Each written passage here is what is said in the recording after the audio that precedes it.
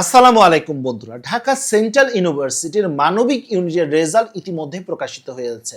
আগামী কিছুদিনের মধ্যে বাকি ইউনিটগুলোর পরীক্ষাও হবে। তবে বন্ধুরা, যাদের স্কোর কম, সেটা মানবিক শাখারই হোক বা আগামীতে বিজ্ঞান বা বাণিজ্য শাখার শিক্ষার্থীদেরই হোক, যাদের স্কোর কম এসেছে বা সামনের পরীক্ষাগুলোতে আসবে, তারা অনেক বেশি চিন্তিত। আসন সংখ্যা কম, গত বছরের তুলনায় বা আগের বছরের তুলনায় আসন সংখ্যা কমে গেছে, আর শিক্ষার্থীদের পরিমাণ সেই তুলনায় বেশি, তাই প্রতিযোগিতা বেশি হচ্ছে, তাই স্কোর বেশি এবং সিরিয়াল নাম্বার বা মেরিট পজিশন কম নিয়ে শিক্ষার্থীদের চান্স হচ্ছে। তাই যারা একটু কম স্কোর পাচ্ছে বা ধরতে পারো 50-এর নিচে যাদের স্কোর রয়েছে, তারা অনেক বেশি চিন্তিত যে তাদের এই বছরটা কি নষ্ট হয়ে যাবে, ঢাকা সেন্ট্রাল ইউনিভার্সিটি কি চান্স হবে না। বন্ধুরা, চিন্তা করার কোনো কারণ নেই। 60টি এমন কারণ রয়েছে বা 60টি কারণে তুমি কম স্কোর নিয়েও ঢাকা সেন্ট্রাল ইউনিভার্সিটি তোমার চান্স হবে ইনশাল্লাহ। বন্ধুরা, প্রথম কারণ, অনেক শিক্ষার্থী এমন রয়েছে যে যারা ঢাকা সেন্ট্রাল ইউনিভার্সিটিতেও পরীক্ষা দিয়েছে, পাশাপাশি জাতীয় বিশ্ববিদ্যালয়ে সাধারণ অনার্স বা প্রফেশনাল অনার্সের যে প্রক্রিয়া সেটার মধ্যেও তারা কন্টিনিউ করছে। তোমরা জানো, জাতীয় বিশ্ববিদ্যালয়ে সাধারণ অনার্সের রিলিজ স্লিপের কার্যক্রম কিন্তু চলমান রয়েছে। যেহেতু রিলিজ স্লিপের কার্যক্রম, তার মানে তারাও কিন্তু ন্যাশনাল ইউনিভার্সিটিতে পরীক্ষা দিয়ে এই প্রক্রিয়ার মধ্যে তারা কন্টিনিউ করছে। এবং তোমাদেরকে আরেকটি তথ্য জানিয়ে রাখি, জাতীয় বিশ্ববিদ্যালয়ের সাধারণ অনার্সে যে সাবজেক্টগুলো অফার করা হয়, ঠিক একই ধরনের সাবজেক্ট কিন্তু সেন্ট্রাল ইউনিভার্সিটির কলেজগুলোতেও কিন্তু অফার করা হচ্ছে। তাই অনেকেই চিন্তা করে যে ঢাকা সেন্ট্রাল ইউনিভার্সিটিতে পরীক্ষা দিলাম, সমস্যা নাই, ন্যাশনাল ইউনিভার্সিটিতে আমি একটা ভালো সাবজেক্ট পেলে সেখানে চলে যাব। অর্থাৎ ন্যাশনাল ইউনিভার্সিটির কারণে কিন্তু বা রিলিজ স্লিপের কারণে কিন্তু অনেক শিক্ষার্থী কিন্তু ঢাকা সেন্ট্রাল ইউনিভার্সিটিতে ভর্তি হবে না। যারা পরীক্ষা দিয়েছে, রেজাল্টও পেয়েছে, কিন্তু তারা ভর্তি হবে না, এটা তুমি মোটামুটি নিশ্চিত থাকতে পারো। তাই এক্ষেত্রে কিন্তু অনেক শিক্ষার্থী কমে যাবে, আসন সংখ্যার উপর চাপ কমবে, তোমাদের পসিবিলিটি বাড়বে। আশা করি প্রথম কারণটা তোমরা বুঝতে পেরেছো। বন্ধুরা, এটার সাথে অর্থাৎ প্রথম কারণটার সাথে একটি সম্পূরক কারণও রয়েছে। সেটা কি? জাতীয় বিশ্ববিদ্যালয়ের যে কলেজগুলো, সেটি কিন্তু নিজ এরিয়াতে, যেমন তুমি ঢাকাতে থাকছো, ঢাকার আশেপাশে যে জাতীয় বিশ্ববিদ্যালয় কলেজগুলো রয়েছে, তুমি ধরো নারায়ণগঞ্জ রয়েছে, নারায়ণগঞ্জের আশেপাশে 4-5টা কলেজ বা 6-7টা কলেজ রয়েছে, সরকারি বেসরকারি।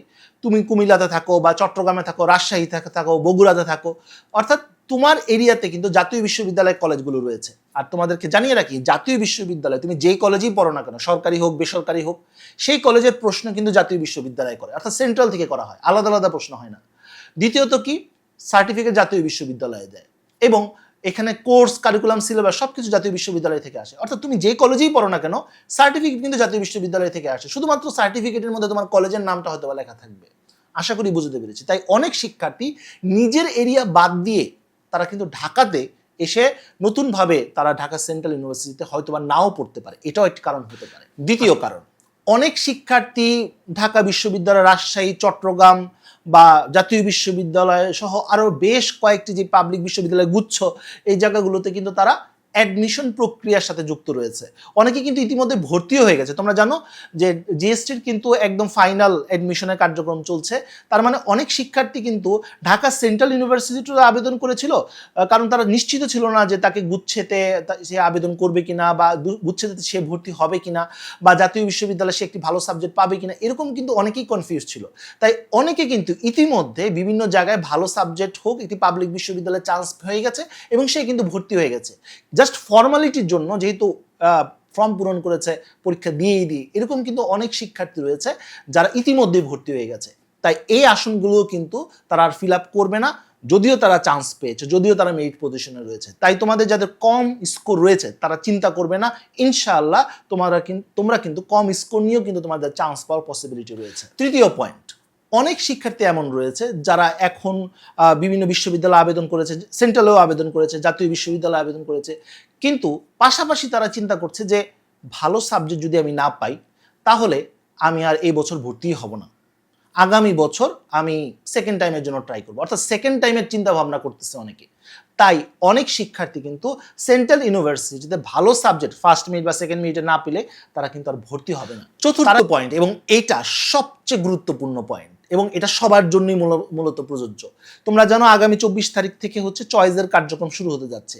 বন্ধুরা, এই চয়েসটা খুবই খুবই গুরুত্বপূর্ণ। বন্ধুরা, বিগত 7 থেকে 8 বছর যাবত আমি ঢাকা সেন্ট্রাল ইউনিভার্সিটি এবং যখন 7 কলেজ ছিল, 7 কলেজের ভিডিওগুলো দিচ্ছি এবং সেই অভিজ্ঞতা থেকে বলছি, অনেক শিক্ষার্থীর ভালো স্কোর, ভালো মেরিট পজিশন থাকা সত্ত্বেও শুধুমাত্র চয়েসগত ভুল হওয়ার কারণে, চয়েসটা ঠিকভাবে না দেওয়ার কারণেও তিনি হয়তোবা সাবজেক্ট পাবে কিন্তু ভালো সাবজেক্ট পাবে না, হয়তোবা চান্সই পাবে না। আবার অনেক শিক্ষার্থী এমনও রয়েছে খুবই অল্প স্কোর পেয়েছে, অর্থাৎ মিনিমাম কাট নাম্বারটা সে পেয়েছে, কিন্তু চয়েসটা ঠিকমতো দেওয়ার কারণে কিন্তু সে একটি ভালো সাবজেক্টে চান্স পেয়ে গেছে, তার ইয়ারটা লস হয়নি, সবচেয়ে বড় কথা।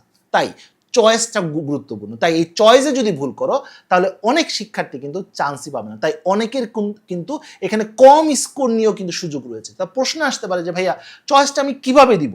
এটা নিয়ে কিন্তু গত ভিডিওতে আমি আলোচনা করেছিলাম। আমার ভিডিওগুলো তোমাদেরকে দেখতে হবে, কারণ একটা ভিডিওতে সব কথা বলা সম্ভব না, কিন্তু যেগুলো মেইন ভিডিও সেই ভিডিওগুলো তোমাকে দেখতে হবে এবং সেগুলো বুঝে তারপর তোমার সিচুয়েশন অনুযায়ী কিভাবে চয়েস দেওয়াটা বেটার সেটা তোমাকে সিদ্ধান্ত নিতে হবে। কোনো গ্রুপে তোমার চয়েস লিস্ট ছবি তুলে আপলোড করে দেওয়া বা লিখে দেওয়া, এইসব কাজ করে কিন্তু তুমি সঠিক সিদ্ধান্ত নিতে পারবে না। তোমাকে কয়েকটা কনসেপ্টের উপর চিন্তা করতে হবে। একটি হচ্ছে তোমার স্কোর কত, মেরিট পজিশন কত, এবং তুমি কোন সাবজেক্টে পড়তে যাচ্ছ, যেটা গত ভিডিওতে বলছি। একটা কথা ব্রিফলি তোমাদেরকে বলি এবং এটা মাথায় রাখবে সবসময়, সেটি হচ্ছে তোমার স্কোর যদি কম থাকে, ধরো তোমার স্কোর 50-এর আশেপাশে বা কম, সেক্ষেত্রে তুমি যদি ঢাকা কলেজ চয়েস দাও, তুমি তিতুমির কলেজ চয়েস দাও অথবা ইডেন কলেজ চয়েস দাও নারী শিক্ষার্থী হলে, সেক্ষেত্রে কিন্তু তোমার চান্স হবে না। সেক্ষেত্রে কিন্তু তুমি একটা ওয়েটিং পিরিয়ডে চলে যাবে। তাহলে তোমাকে কি করতে হবে? তোমাকে কম জনপ্রিয় কলেজগুলো চিন্তা করতে হবে। যেমন তোমার স্কোর খুবই কম, তুমি যদি নারী শিক্ষার্থী হও, বদরুন্নাসার কলেজের একটি মিড রেঞ্জের সাবজেক্ট অথবা কিছুটা কম জনপ্রিয় সাবজেক্টকে তুমি যদি প্রথম দিকে দাও চয়েস লিস্টে, তাহলে কিন্তু তোমার চান্স পাওয়ার সম্ভাবনা অনেকাংশে বেড়ে যাবে। তুমি যদি ছাত্র হয়ে থাকো, সেক্ষেত্রে তুমি যদি একটু কম জনপ্রিয় যে কলেজগুলো রয়েছে, যেমন শহীদ সোহরাওয়ার্দী কলেজ, এই কলেজের মিড রেঞ্জের সাবজেক্ট বা কিছুটা কম জনপ্রিয় সাবজেক্ট যদি তুমি দিয়ে দাও, তাহলে কিন্তু তোমার চান্স পাওয়ার পসিবিলিটি কিন্তু অনেকাংশে বেড়ে যাবে। অর্থাৎ তোমাকে কৌশলী হয়ে টেকনিকগুলো ফলো করে তারপর চয়েস করতে হবে। কোনো কম্পিউটারের দোকানে গেলে সে তোমাকে একটা সাজেশন দিল, সেই অনুযায়ী তুমি চয়েস করে ফেলে, ব্যাপারটা কিন্তু না। ব্যাপারটা কিন্তু এমন হওয়া উচিত না। তোমার এখন থেকেই তোমাকে চয়েস করতে হবে, চয়েসটা সাজাতে হবে, তারপর তুমি নিজেই কাজটি করতে পারবে ইনশাল্লাহ। বন্ধুরা, পঞ্চম পয়েন্ট, এবার কিন্তু গত বছরের তুলনায়, মানে তুলনামূলক যদি হিসেব করি, 7 কলেজ বা সেন্ট্রাল যখন থেকে হয়েছে, আমি যদি তুলনামূলক হিসাব করি তাহলে কিন্তু আবেদনটা কিছুটা কম হয়েছে। তাই এক্ষেত্রে কিন্তু আবেদন যেহেতু কম হয়েছে, প্রতিযোগিতাও কিন্তু কমে আসবে। পাশাপাশি কিন্তু যেটা আগের ফ্যাক্টরগুলোর কথা বললাম, এই ফ্যাক্টরগুলোর কারণে কিন্তু অনেক শিক্ষার্থী কমে যাবে, তখন কিন্তু তোমার প্রতিযোগিতাও কমবে এবং চান্স পাওয়ার পসিবিলিটিও বাড়বে। ষষ্ঠ কারণ, এবং এটাও খুব গুরুত্বপূর্ণ, যদিও পরোক্ষ কারণ, কিন্তু খুবই ইম্পর্টেন্ট হতে পারে অনেকের জন্য। সেটি হচ্ছে, তোমরা জানো ঢাকা সেন্ট্রাল ইউনিভার্সিটি কিন্তু এবার নতুন ইউনিভার্সিটি হলেও এখানে কিন্তু একটা খরচের বিষয় আছে। কারণ ঢাকা সেন্ট্রাল ইউনিভার্সিটির কলেজগুলো কিন্তু ঢাকাতে অবস্থিত। আর যারা তোমরা ঢাকার বাইরে থেকে আসবে, যাদের আত্মীয় স্বজন নেই ঢাকাতে, তাদের কিন্তু প্রাইভেটলি থাকতে হবে। কারণ এই কলেজগুলোর যে হোস্টেলগুলো রয়েছে বা হলগুলো রয়েছে, গিয়েই কিন্তু তুমি সিট পাবে না, তোমাকে প্রথমে প্রাইভেটলি চিন্তা করতে হবে। তো প্রাইভেটভাবে যদি একটা মেস করেও থাকো, কোনো হোস্টেলে থাকো বা কোনো অ্যাপার্টমেন্ট ভাড়া নিয়েই থাকো, সেখানে কিন্তু তোমার একটা খরচ আছে, খাওয়া দাওয়ার খরচ রয়েছে, অন্য ইউটিলিটি খরচ রয়েছে। এই সব কিছু মিলিয়ে কিন্তু একজন শিক্ষার্থীর মাসিক কমপক্ষে 6 থেকে 10,000 টাকা পর্যন্ত স্থান ভেদে, সিচুয়েশন ভেদে কিন্তু খরচ হতে পারে। এছাড়া একাডেমিক খরচ কিন্তু রয়েছে, ভর্তির খরচ রয়েছে। ঢাকা এমনিই কস্টলি, তাই অনেকের জন্য কিন্তু এই কস্ট অর্থাৎ খরচটা একটি বড় ফ্যাক্টর হিসাবে কাজ করবে। আর অন্যদিকে জাতীয় বিশ্ববিদ্যালয় এরিয়ারই কিন্তু কলেজ, এবং সেখানে কিন্তু তুমি ওয়াকিং ডিস্টেন্সে যেতে পারছো, হেঁটে যেতে পারছো, অথবা খুব কম টাকায় খরচ হচ্ছে, বা নিজের বাসা থেকেই পড়াশোনা করতে পারছো। তাই অনেকের জন্য কিন্তু এই কস্টিংটা একটা বড় একটা ফ্যাক্টর হতে যাচ্ছে। তাই অনেকে ঢাকা সেন্ট্রাল ইউনিভার্সিটিতে অ্যাডমিশন টেস্ট দিল, ঢাকার বাইরে থেকে অনেকে কিন্তু এই অর্থনৈতিক কারণে কিন্তু তারা ঢাকা সেন্ট্রাল ইউনিভার্সিটিতে নাও আসতে পারে। আশা করি বুঝতে পেরেছি। এর সাথে আরেকটা সম্পূরক কারণও রয়েছে। যেহেতু ঢাকা সেন্ট্রাল ইউনিভার্সিটি মাত্রই চেঞ্জ হয়ে একটি সম্পূর্ণ ইউনিভার্সিটি হয়েছে, তাই এর পারফরমেন্স প্রথম 2-1টা ব্যাচে শিক্ষার্থীদের সাথে কি ঘটছে এটাও কিন্তু অনেকে অবজারভেশন করছে। এরপরে কিন্তু অনেকটা সিদ্ধান্ত অনেকে নিতে পারেন। তাই অনেকে কিন্তু এই সিদ্ধান্ত, চান্স পাওয়ার পরে সিদ্ধান্ত চেঞ্জও করতে পারে। সর্বশেষ সপ্তম কারণটি হচ্ছে যে অনেকে শর্তই পূরণ করেনি। অনেকে হয়তো বা এই শর্ত সম্পর্কে জানেনই না। মানবিক শাখা থেকে অ্যাডমিশন টেস্ট দিয়েছেন, একটি স্কোর হয়েছে, সে চিন্তা করছে আমি ইংরেজি সাবজেক্টে পড়বো, বা চিন্তা করছে আমি ইকোনমিক্স সাবজেক্টে পড়বো, অথবা চিন্তা করছে আমি পরিসংখ্যান সাবজেক্টে পড়বো, বা টপ সাবজেক্টগুলোতে পড়ার চিন্তা ভাবনা করছে, কিন্তু তিনি শর্তই পূরণ করতে পারেন। কি কি শর্ত ভাইয়া? এটা নিয়ে কিন্তু আগের ভিডিওগুলোতে আলোচনা করেছি যে কি কি শর্ত রয়েছে। যেমন ব্রিফলি বলি, তুমি যদি ইংরেজি সাবজেক্টে পড়তে চাও তাহলে ভর্তি পরীক্ষায় কিন্তু ইংরেজিতে তোমাকে 10 পেতে হবে ন্যূনতম। আর ন্যূনতম মার্কস পেলেই যে গ্যারান্টি যে তুমি ওই সাবজেক্টটা পেয়ে যাচ্ছ তা কিন্তু না, তোমাকে প্রতিযোগিতায় গিয়ে থাকতে হবে। অর্থাৎ কতজন শিক্ষার্থী ফার্স্ট চয়েস বা সেকেন্ড চয়েস ইংরেজি দিচ্ছে, তাদের স্কোর কত, তারা কি শর্ত পূরণ করেছে, শর্ত পূরণ করলে তারা তাদের স্কোরটা কত, এটাও কিন্তু ফ্যাক্টর। তাই এখানে শর্ত পূরণ করাটা খুব গুরুত্বপূর্ণ। শর্ত পূরণ না করলে কিন্তু ওই সাবজেক্ট দিলেও কিন্তু তোমার চান্স হবে না, এবং সেই সাবজেক্টগুলো তুমি চয়েস লিস্টে দাও তারপরেও তোমার চান্স হবে না। আশা করি বুঝতে পেরেছি। তাই এই বিষয়টার ক্ষেত্রে তোমাকে খেয়াল রাখতে হবে, এবং এটার কারণে কিন্তু অনেক শিক্ষার্থী চান্স পাবে না। আর তুমি যদি সচেতনভাবে এই জায়গাগুলোকে কাজে লাগাতে পারো, কম স্কোর নিয়ে কিন্তু তোমার চান্স হয়ে যাবে ইনশাল্লাহ। বন্ধুরা, সর্বশেষে এটি সম্পূরক কারণ বলবো, এবং এটা একটি অভিজ্ঞতার কথাও বলতে পারো। বিগত বছরগুলোতে আমরা দেখেছি যে ফার্স্ট মেরিট যখন দেয় তখন ফার্স্ট মেরিটে কিন্তু অনেক বেশি প্রেশার থাকে। ফার্স্ট মেরিটের যখন ভর্তির সময়টি এসে পড়ে, কারণ তোমাদেরকে ভর্তির টাইমও দিবে, যারা ফার্স্ট মেরিটে চান্স পাবে, একটি কলেজে একটি সাবজেক্ট চান্স পেয়ে যাবে, তখন কিন্তু সেন্ট্রাল ইউনিভার্সিটি বলবে যে তুমি ভর্তি হয়ে যাও। ভর্তির জন্য একটা পোর্শন হয়তো বা তারা চাইতে পারে যে ভর্তির জন্য হয়তো বা 7,000 8,000 টাকা লাগবে, হয়তো বা তোমাকে বলবে যে 4,000 টাকা দাও বা 3,000 টাকা দাও, এরকম একটি পোর্শন তোমাদের কাছে চাইতে পারে। তো পেমেন্ট করার সময় কিন্তু অনেক শিক্ষার্থী কিন্তু সিদ্ধান্ত চেঞ্জ করে ফেলে।